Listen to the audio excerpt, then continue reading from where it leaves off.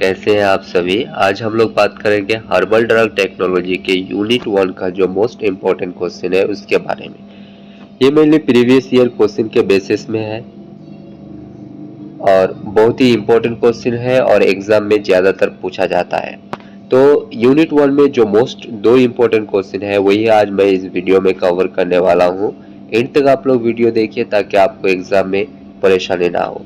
First जो question है unit 1 का, right A detail note on homeopathic system of medicine. Homeopathic system of medicine के बारे में पूछा है। ठीक है, मेनली 7 मार्क्स के लिए पूछा है, कभी कभी 10 मार्क्स के लिए भी आता है और कभी कभी 5 मार्क्स के लिए भी आता है।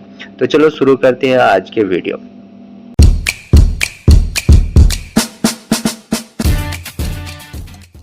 इंट्रोडक्शन कि होम्योपैथिक सिस्टम ऑफ मेडिसिन जो है ये एक ऑल्टरनेटिव मेडिसिन है। क्या है ये? एक ऑल्टरनेटिव मेडिसिन है जो मेनली डेवलप किया गया था एक डॉक्टर सैमुअल के द्वारा। कब? 1796, जो एक जर्मनी में हुआ था। ठीक है, तो ये एक ऑल्टरनेटिव मेडिसिन है। ये 1796 में डेवलप हुआ था। कौन किया था? डॉक्टर सैमुअल ने किया था।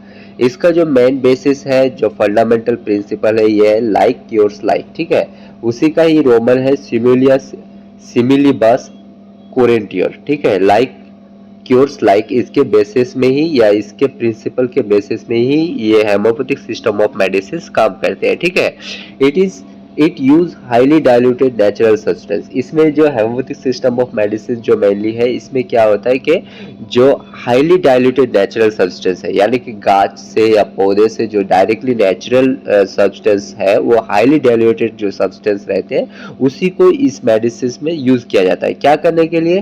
To stimulate the body self healing process, यानी कि हमारे बॉडी जो है उसमें सेल्फ हीलिंग एक प्रोसेस होता है कि खुद ब खुद बीमार को ठीक कर देना। उसी को सिर्फ क्या करता है, ये इंक्रीज करता है या पुश करता है। कभी हम लोग को क्या होते हैं, फीवर हो जाते हैं, हम लोग दवाई नहीं लिए तो भी हमारे अंदर के जो डॉक्टर्स हैं वो खुद ब खुद क्या करते हैं, उस फीवर को खत्म कर देते हैं। ठीक है, तो ये जो खुद से खुद ही ठीक करने का जो प्रोसेस है, उस प्रोसेस को क्या करते हैं, इंक्रीज करते हैं। कौन?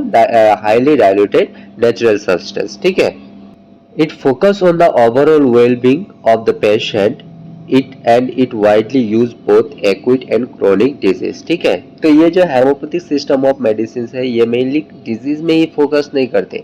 हमारे बॉडी में एक डिजीज के अलावा भी अगर कोई डिजीज प्रेजेंट है तो उसको मतलब सारे डिजीजों को एक साथ ठीक करने में मदद करते हैं। और ये एक्यूट हो या क्रोनिक हो, यानी कि छोटे से छोटे डिजीज हो या फिर बहुत लॉन्ग टर्म वाला डिजीज हो, उसको भी क्या करते हैं, इजीली खत्म करने में मदद करते हैं। इसीलिए होम्योपैथिक सिस्टम ऑफ मेडिसिन जो है वो तुरंत काम नहीं करते, बट धीरे धीरे काम करते हैं, मगर जड़ से काम करते हैं। फीचर्स देखें होम्योपैथिक सिस्टम ऑफ मेडिसिन या होम्योपैथी सिस्टम ऑफ मेडिसिन का, तो फर्स्ट है नेचुरल हीलिंग, यानी कि ये खुद से क्या होता है, मतलब खुद से ही डिजीज को क्योर करना स्टार्ट करते हैं। हमारे बॉडी जो है वो खुद से ही मतलब नेचुरली ये खुद से क्या होता है, हील होना स्टार्ट करते हैं। Very small dose. और ये जो होम्योपैथी सिस्टम ऑफ मेडिसिन है, इसमें क्या होता है, बहुत ही कम अमाउंट में हम लोगों को दवाई लेना पड़ता है। समझ लो एक लिक्विड लिया, एक छोटा सा, उसमें 3 ड्रॉप या 4 ड्रॉप, और ये फ्रीक्वेंटली लेना पड़ता है। समझ लो 2 घंटे या 4 घंटे बाद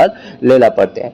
focus on whole person. Focus on whole person बोले तो हमारे सिर्फ एक पर्टिकुलर डिजीज में ये काम नहीं करते। हमारे बॉडी के अगर बहुत सारे भी डिजीज है, सारे डिजीजों में एक ही बार में क्या करना है, ये होम्योपैथी सिस्टम ऑफ मेडिसिन अगर हम लोग यूज करें तो सारे डिजीज एक साथ खत्म होने में मदद करते हैं। इंडिविजुअल ट्रीटमेंट, यानी कि हर एक पर्सन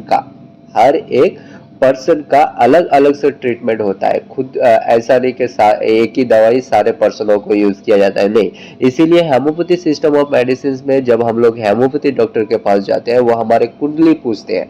ठीक है, क्या हमारे पिताओं का कोई बीमार थे, क्या हमारे नाना के वहाँ कोई बीमार थे, क्या किसी को क्रोनिक कोई डिजीज थे क्या, ये सारे हिस्ट्री जो है वो पूछते हैं। क्यों?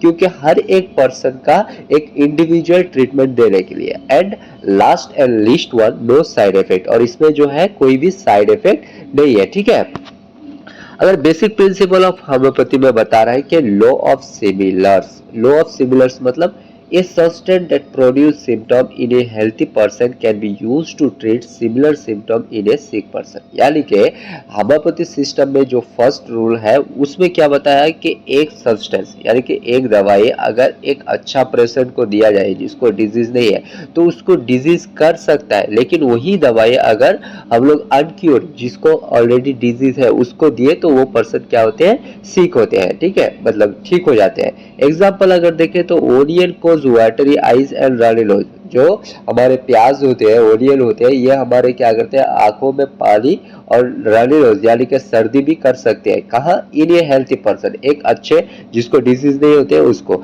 और वही जो है वही ओनियन जिसको एलियम सिपा यानी कि वही ओनियन का जो डाइल्यूटेड है वो ट्रीट होते हैं कोल्ड यानी कि हमारे जो जुकाम होते हैं, सर्दी है, उसको ठीक करने में मदद करते हैं। इसीलिए बोलते हैं कि ये जो सब्सटेंस है हमारे होम्योपैथिक सब्सटेंस कोई भी डिजीज फ्री पर्सन को डिजीज कर सकते हैं, बट अगर वो उसको डिजीज है तो वो इजीली क्योर हो जाता है।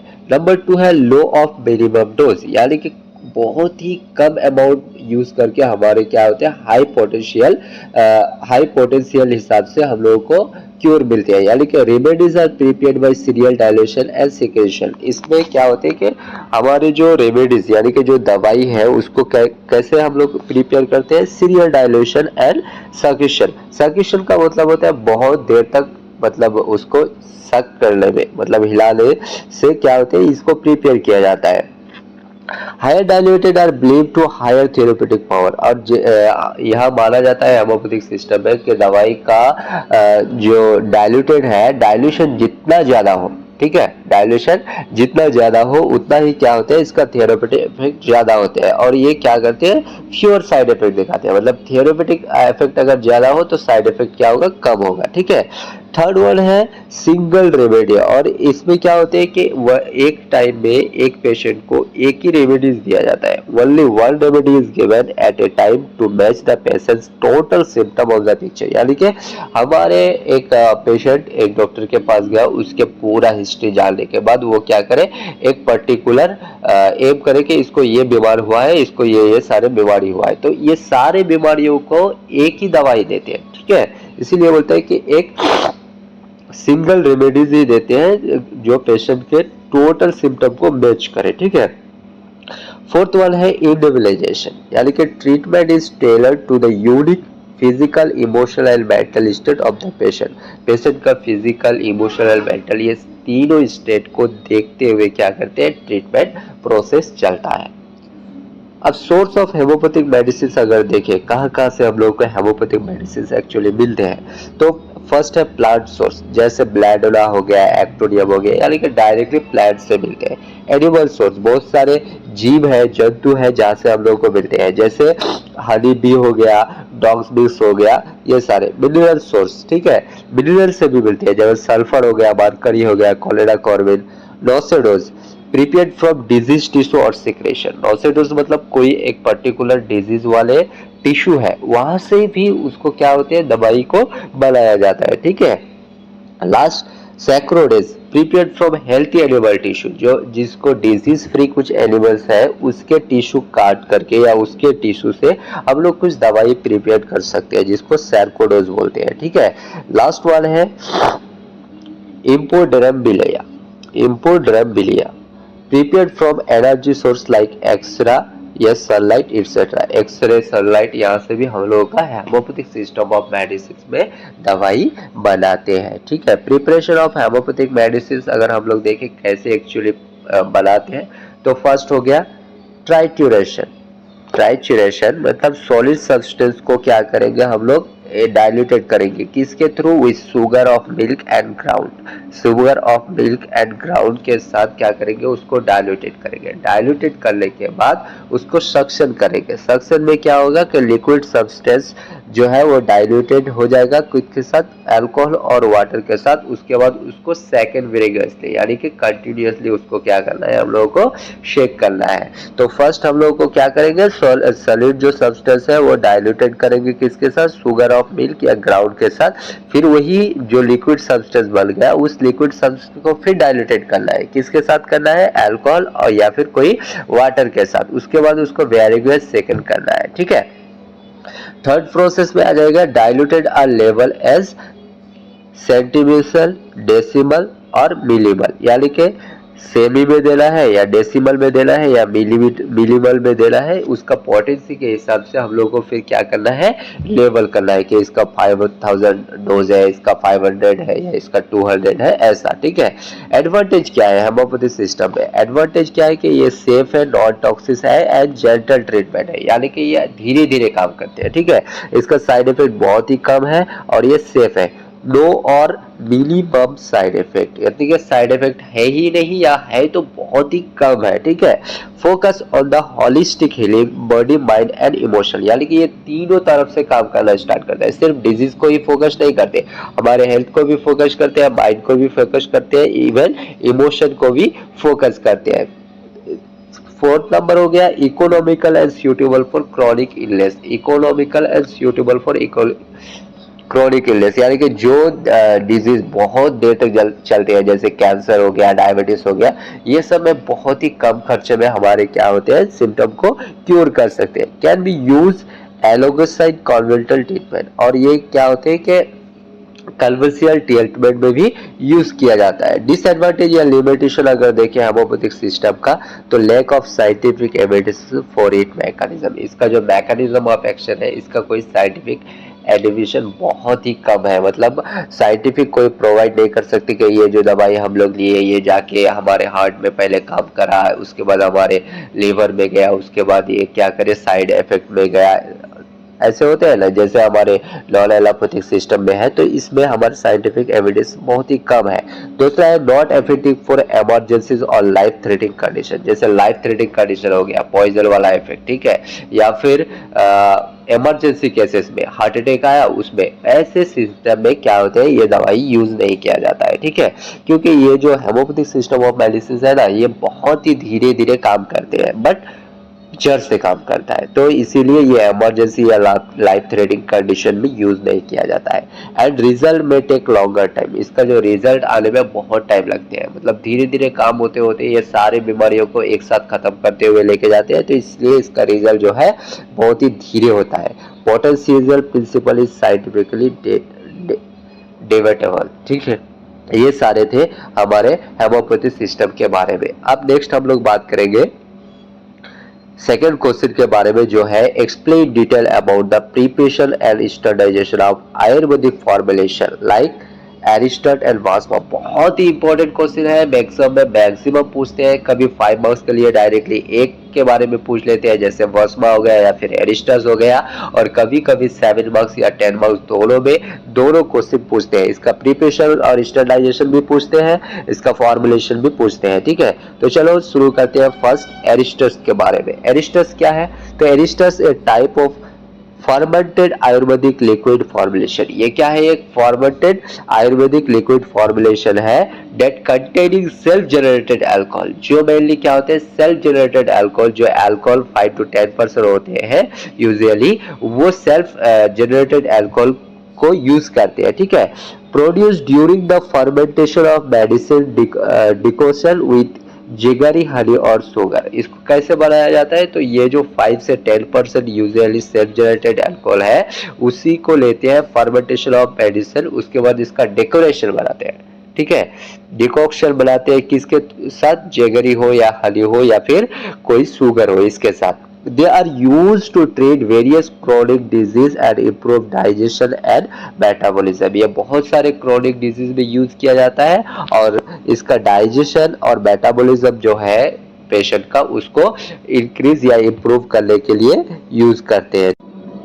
नेक्स्ट बात करेंगे इसका प्रिपरेशन के बारे में। तो प्रिपरेशन ऑफ एरिस्टॉट क्या क्या इंग्रेडिएंट लगते हैं? मेनली क्रूड ड्रग, जो हमारे रॉ मटेरियल वो लगते, उसके बाद जैगरी हनी या शुगर, ये तीनों में से कोई एक लगते, फिर उसके बाद हमको लगते धरती का फ्लावर, जिसको ओनफ्रेडी फ्रूटिकोसा भी बोला जाता है, ठीक है। ये 3 चीज हम लोगों को जरूरत होते हैं। और एक वाटर, 4 चीज। स्टेप अगर देखें तो फर्स्ट हम लोगों को क्या करना है, डिकॉक्शन बनाना है। तो इसमें क्या होगा, जो क्रूड ड्रग होगा उसका पाउडर फॉर्म ले लेंगे, उसके बाद वो पाउडर फॉर्म को बॉईल करेंगे किसमें, वाटर में। कब तक, till reduce a specified quantity, एक पर्टिकुलर क्वांटिटी तक, ठीक है। उसके बाद हम लोग इसमें क्या करेंगे, एक स्वीटिंग एजेंट ऐड करेंगे, चाहे वो जेगरी हो, शुगर हो या हनी हो, उसको ऐड करके क्या करेंगे, डिसॉल्व करेंगे वो डिकॉक्शन में।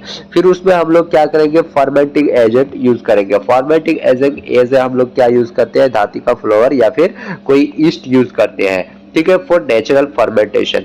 फर्मेंटेशन प्रोसेस होने में हम लोग को कितना टाइम लग जाते हैं, फर्मेंटेशन होने में मिनिमम 15 से 45 डेज लग जाते हैं एट ए कंट्रोल टेम्परेचर, ठीक है। फिर ये फर्मेंटेशन हो गया तो फिर हम लोग को उसको क्या करना है, फिल्ट्रेशन करना पड़ता है। फिर फिल्ट्रेशन करके उसको स्टोरेज करना पड़ता है। तो after fermentation the liquid are filtered and stored in a air tight container. कोई भी ऐसे कंटेनर में नहीं रखा जाता है, एयर टाइट कंटेनर में रखा जाता है। स्टैंडर्डाइजेशन अगर उसका देखें तो कैसा होना चाहिए, टेस्ट के हिसाब से हम लोगों को फर्स्ट ऑर्गेनोलेक्टिव कैरेक्टरिस्टिक चेक करना पड़ता है, उसका कलर क्या है, ऑर्डर क्या है, टेस्ट क्या है, यानी कि जो हम लोग बाहर से देख सकते हैं वो ऑर्गेनोलेक्टिव कैरेक्टरिस्टिक हम लोग को फर्स्ट टेस्ट करना है। फिर उसका चेक करना है कि अल्कोहल कंटेंट कितना है। तो हम लोग को ध्यान रखना है कि उसमें 5 से 10% सेल्फ जनरेटेड अल्कोहल रहते हैं, ठीक है।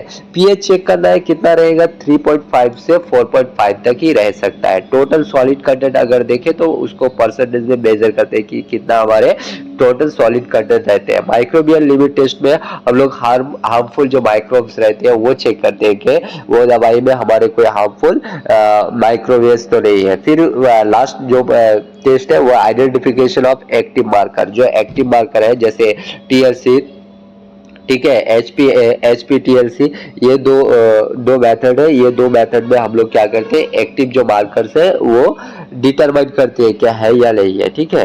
नेक्स्ट हम लोग बात करेंगे वास्मा के बारे में। तो वास्मा जो है, वास्मा आर कॉन्सिलेटेड मेटल और मिनरल आयुर्वेदिक प्रिपरेशन। वास्मा जो है ये मिनरल आयुर्वेदिक प्रिपरेशन है जो convert into fine ashes like powder after purification and repeated heating। यानी कि वास्मा जो है, वास्मा को हम लोग चूरन बोल सकते हैं, ठीक है।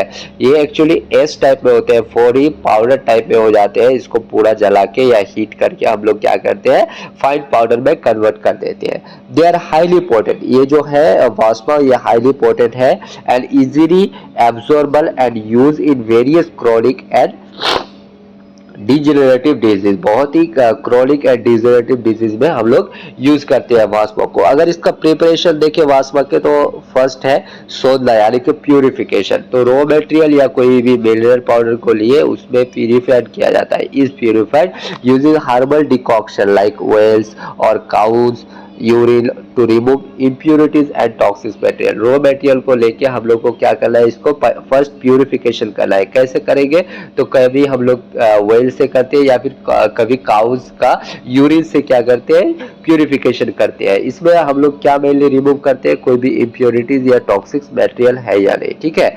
नेक्स्ट हो गया मारना। मारना मतलब इंसिजन, ठीक है। Purified material is triturate with herbal juice, जैसे वावला हो गया, इसके हर्बल जूसेस के साथ क्या किया जाता है, वो प्यूरिफाइड मटेरियल या प्यूरिफाइड सब्सटेंस को टाइट्रेट किया जाता है फॉर्म इनटू पेलेट्स और क्रैक्स। तो उसके बाद इसको क्या करते हैं हम लोग, पेलेट्स में कन्वर्ट करते हैं या फॉर्म करते हैं। फिर लास्ट में क्या करते हैं, subjected to repeated heating in close earthen क्रोवेट, मतलब मिट्टी का एक बर्तन बना के उसके अंदर डाल के क्या करते हैं, उसको हीट करते हैं, ठीक है। और using traditional heating method like gaja puta, kukkuta puta और मॉडर्न इलेक्ट्रिक फ्यूल्स। और इसमें हम लोग क्या यूज करते हैं, गाजा पुट्टा हो या कुकुटा पुटा हो या फिर मॉडर्न इलेक्ट्रिकल फ्यूल्स, इसके थ्रू हम लोग क्या करते हैं, उसको फुल हीट करते हैं। हीट करने के बाद वो क्या हो जाता है, पूरा वश हो जाता है। तो फिर आ जाता है bhavana levigation. Between heating cycle the material is titrated with specific herbal juice to enhance the medicinal property. इसमें क्या होते हैं कि एक स्पेसिफिक पर्टिकुलर हर्बल जूस के साथ हम लोग उसको टाइट्रेट करते हैं ताकि हमारे जो मेडिसिनल थेराप्यूटिक इफेक्ट हो या मेडिसिनल प्रॉपर्टीज हो वो इंक्रीज हो, ठीक है। फिर आता है हमारे नंबर ऑफ पुट, यानी कि हीटिंग साइकिल कितना था। तो depend on the nature of material ये हमारे होते हैं, तो इसमें कभी हमारे 100 से भी ज्यादा लग सकते हैं। जैसे आवर का वास्मा मेनली 1100 पुटा यूज करते हैं। स्टैंडर्डाइजेशन अगर देखें वास्मा में, तो फर्स्ट है वैरविटा टेस्ट, ये फ्लोट ऑन वाटर। इसमें क्या होना चाहिए, जो हमारे वास्मा है वो उसको पानी के ऊपर तैरना चाहिए, अगर वो डूब जाता है तो वो वास्मा हमारे पर्टिकुलर नहीं है, ठीक है।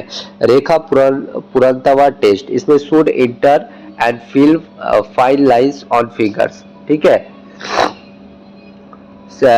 थर्ड वन है niswadu test, should be tasteless, इसमें कोई टेस्ट नहीं होना चाहिए। Nirdhuma test should be smokeless when heated, जब हम लोग हीट करते हैं इसमें कोई भी धुआं नहीं आना चाहिए। आमला परीक्षा acid test, no affection with acid, इसमें एसिड में कोई भी एफेक्शन नहीं होना चाहिए, ठीक है, एवर्वेशन नहीं होना चाहिए।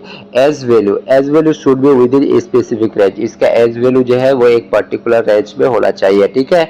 Particle size test, ultra fine size confirm by the microscopy test करके हम लोग को बहुत ही अल्ट्रा फाइन साइज कंफर्म करना है, ठीक है। उसके बाद XRD या SEM analyse confirm structural transformation. Limit test for heavy metal जो है उसमें लिमिट टेस्ट भी किया जाता है, must be within a permissible limit. तो ये सारे थे हमारे यूनिट 1 के मोस्ट जो 2 इंपॉर्टेंट क्वेश्चन है उसके बारे में। अगर आपको वीडियो अच्छा लगे लाइक करें, सब्सक्राइब करें और मेरे चैनल को सब्सक्राइब करके मुझे सपोर्ट करें। कमेंट में जनाइए अगर आपको कोई भी दिक्कत है या नोट्स है, ये सारा कुछ मैं डिटेल्स में डिस्क्रिप्शन में डाल दूंगा इसका नोट, और मेरा व्हाट्सएप नंबर भी अवेलेबल है, आप वहाँ पर्टिकुलरली मैसेज कर सकते हैं कोई भी चैप्टर के नोट्स के लिए। Thank you so much for your patience. I will back in another video, तब तक के लिए बाय।